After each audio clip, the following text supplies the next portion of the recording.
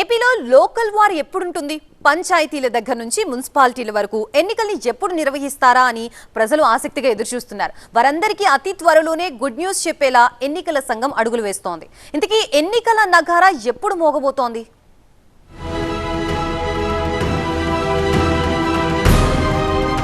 ఎన్నికలు ఎప్పుడైనా నిర్వహించేందుకు అధికారులు సిద్ధంగా ఉండాలంటూ రాష్ట్ర ఎన్నికల కమిషనర్ అనిల్ చంద్ర స్పష్టమైన ఆదేశాలు జారీ చేశారు.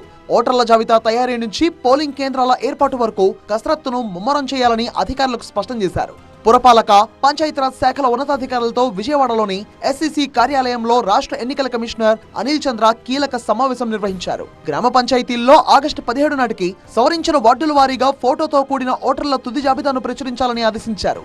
జనవరి 1, 2026 నాటి అసెంబ్లీ ఓటర్ల జాబితా ఆధారంగా ఈ పంచాయతీ రోల్స్ సిద్ధం చేస్తున్నారు. సెప్టెంబర్ 3 నాటికి రాష్ట్రంలోని అన్ని మున్సిపాలిటీలు, కార్పొరేషన్లు, నగర పంచాయతీల్లో ఓటర్ల జాబితాలు ప్రచురణ పూర్తి కానుంది. మేయర్, చైర్పర్సన్, వార్డు సభ్యుల స్థానాల రిజర్వేషన్ల ఖరారుకు ఓటర్ల జాబితాలే ప్రామాణికంగా మారనున్నాయి.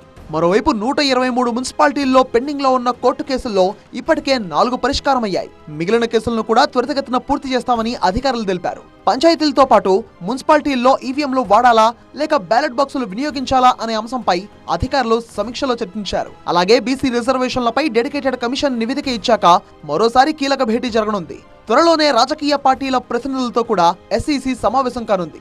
ఎన్నికల కమిషన్ స్పీడ్ను బట్టి చూస్తే రాబోయే 6 నెలల్లో ఏపీలో స్థానిక సంస్థల సమరం జరిగే అవకాశాలు కనిపిస్తున్నాయి.